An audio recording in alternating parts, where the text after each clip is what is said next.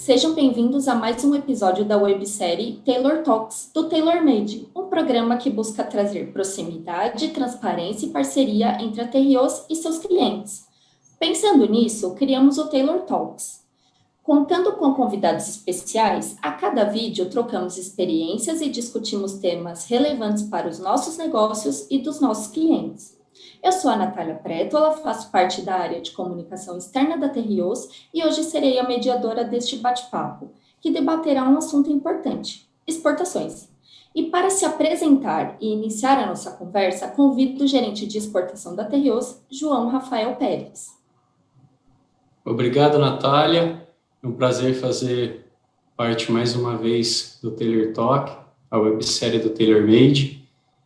Eu sou responsável pela área de exportação e derivativos da Terrios. E nessa websérie a gente conta com a presença do Ricardo Dalto. Ricardo, seja bem-vindo. É um prazer tê-lo aqui no websérie conosco. Se pudesse apresentar para que todos possam te conhecer também, agradeço. Obrigado, João. Obrigado, Natália. Para mim é uma honra estar participando e receber esse convite. Uma empresa que eu tenho bastante carinho é a Terrios. Eu vou explicar o motivo. O meu nome é Ricardo Dalto, o João falou.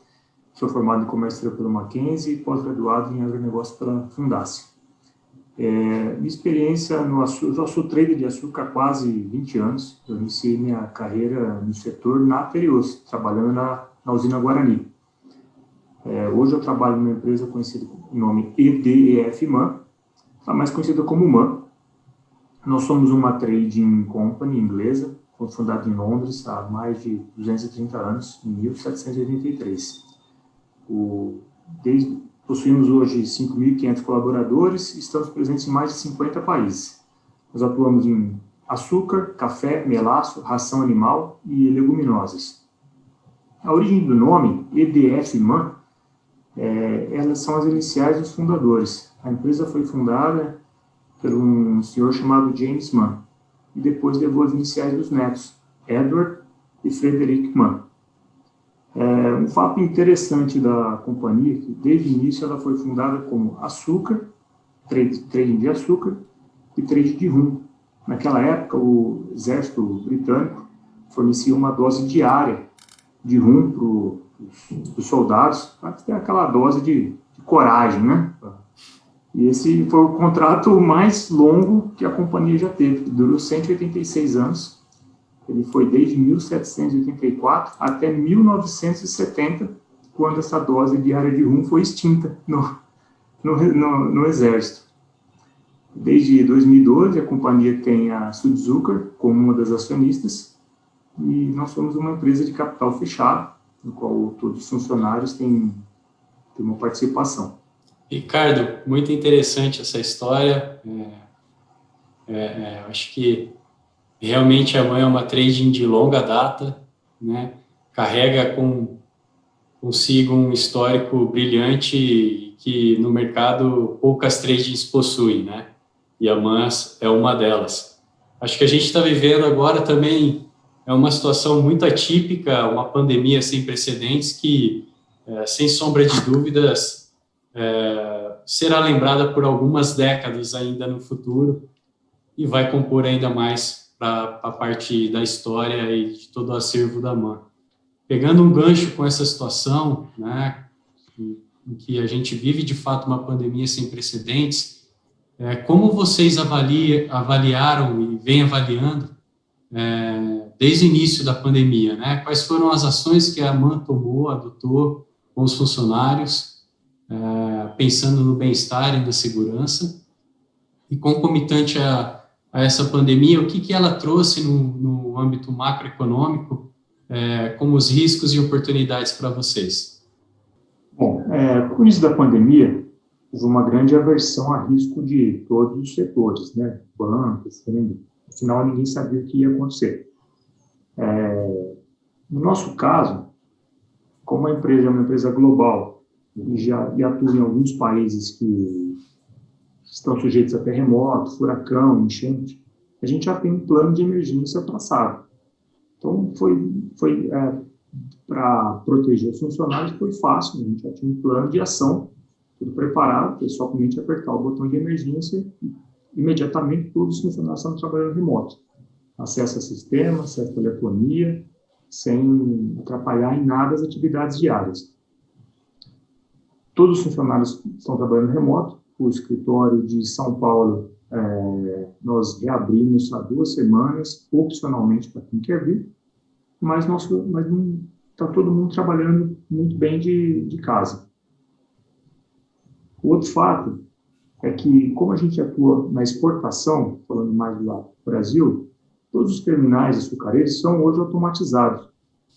Não tem grande influência, não há necessidade de ter muitas pessoas ali. Então, não atrapalhou o fluxo de exportação de açúcar.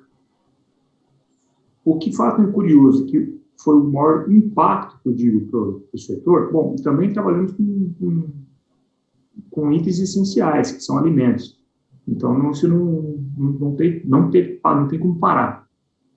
O único impacto que que aconteceu logo de início da pandemia, foi que quando você faz exportação, o produto vai dentro do navio, mas a documentação de exportação vai por via aérea até o destino. E houve uma parada quase que completa das linhas aéreas. Então, o açúcar ia, mas o documento sofreu um atraso, uma dificuldade enorme para chegar no destino. Às vezes ele saía daqui e parado em algum país porque era cortada a linha aérea entre aquele país e o destino final. Então, esse foi o maior impacto. O consumo dos produtos que a AMOA trabalha, o principal é o açúcar e o café. Houve uma redução de consumo desses produtos em restaurantes, cafeterias, mas, por outro lado, foi compensado um aumento do consumo residencial. Então, nós continuamos trabalhando normalmente, só que dessa forma remota. Eu gostaria de falar agora, então, um pouquinho sobre as exportações. O Brasil fechou a safra desse ano com um volume de 30 milhões de toneladas de açúcar exportado, um aumento de 60% se comparado à safra anterior. Eu queria que você falasse um pouquinho quais são os impactos das exportações para o mercado doméstico. Essa é uma pergunta interessante. O Brasil, ele é hoje o maior exportador de açúcar, e devido ao aumento de mix que ocorreu nessa última safra. Por outro lado, para as usinas, é de grande importância ter exportação. O Brasil hoje é um dos países com maior consumo de açúcar per capita, chegando próximo a 50 quilos por pessoa. Mas, mesmo assim, o volume de exportação é 2 vezes e meio superior ao volume consumido no mercado doméstico. Então, para as usinas, a exportação ajuda a dar o fluxo em larga escala no escoamento do seu produto. Dalton, eu gostaria que você comentasse um pouquinho sobre os principais riscos e oportunidades das exportações. Tá. Bom, eu vou voltar um pouco, falar um pouco sobre o que a companhia faz, né? Nós atuamos dentro da cadeia toda do açúcar. Isso é independente onde a gente vê a oportunidade de agregar valor ou não. A gente atua dentro da produção, transporte, armazenagem, pacotamento, chegando talvez até o produto final na gôndola ou o reprocessamento do produto. A gente trabalha, o açúcar possui diversas especificações. A gente trabalha com tudo que é doce, né? Independente da não há uma qualidade específica que a gente é especializado. O que a AMOA Trading faz? A gente não atua simplesmente na compra e venda do produto. É muito mais profundo. A gente acompanha qual é o risco de pagamento, a gente consegue garantir ao comprador ou ao vendedor praticamente um gerenciamento de risco. Gerenciamento de risco para fixação de preço, tanto na compra quanto na venda. Gerenciamento de risco, qual o impacto de safra em cada país. O transporte desse produto, garantia de pagamento tanto para o comprador quanto para o vendedor. O vendedor, a usina, ela não conhece os riscos de crédito do destino. E a gente, por ter atuação local, nos principais países consumidores, a gente consegue gerenciar esse risco com mais facilidade. Um fato interessante do que o AMOA Trading pode fazer com presença global. Digamos que tem uma quebra de safra aqui no Brasil, ou uma mudança de do mix, e isso se torna mais para um mix alcooleiro, deixando faltando o açúcar necessário para exportação. A trade, ela consegue, atuando em outras origens, originar esse açúcar de um outro país e ela entregar para o seu comprador a mesma qualidade, no mesmo período, sem ter interferência que essa mudança de mix ou interferência climática aconteceu. Então, o risco, ele sempre existe, né, na exportação. Assim como ele existe para o produtor, que fica tendo que gerenciar risco climático, trabalhista, flutuação de preço, a gente também tem. O que a gente faz dentro do nosso negócio, é o gerenciamento desse risco, onde a gente toma mais risco ou não toma mais risco.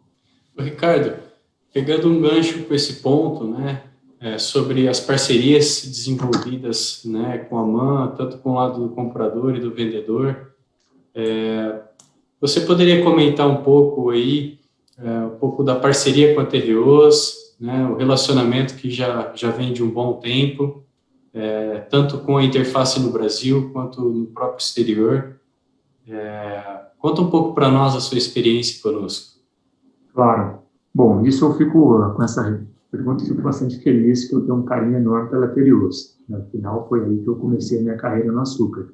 A parceria entre MAN e EBF MAN já existe aqui no Brasil há mais de 25 anos. Pode-se dizer desde que o IAA deixou de interferir nas exportações brasileiras. Quando eu trabalhava no Guarani, eu já vendia para a EBF MAN. E hoje na EBF MAN eu compro açúcar da Tereos.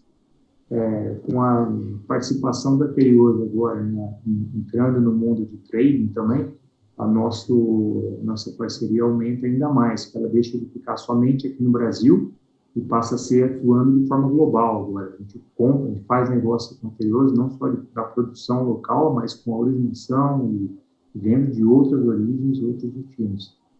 Ricardo, recentemente a Tereos obteve um financiamento verde. Cada vez mais ela tem se orientado a um equilíbrio com o meio ambiente, e nesse aspecto, nessa tendência, né, de ter uma pegada de emissão cada vez menor, de efeitos que prejudicam o meio ambiente, como a MAN também, que é uma empresa que conecta ambas as pontas, tanto de compra e venda, como a MAN está vendo essa demanda pelas certificações dos destinos, como isso vem, de certa forma, interferindo nas tomadas de decisões para definir os seus parceiros comerciais? A MAN esteve muito preocupada com a sustentabilidade na produção e a relação trabalhista dos seus clientes e fornecedores. A demanda por açúcar com certificação verde, vamos chamar dessa maneira, é cada vez maior.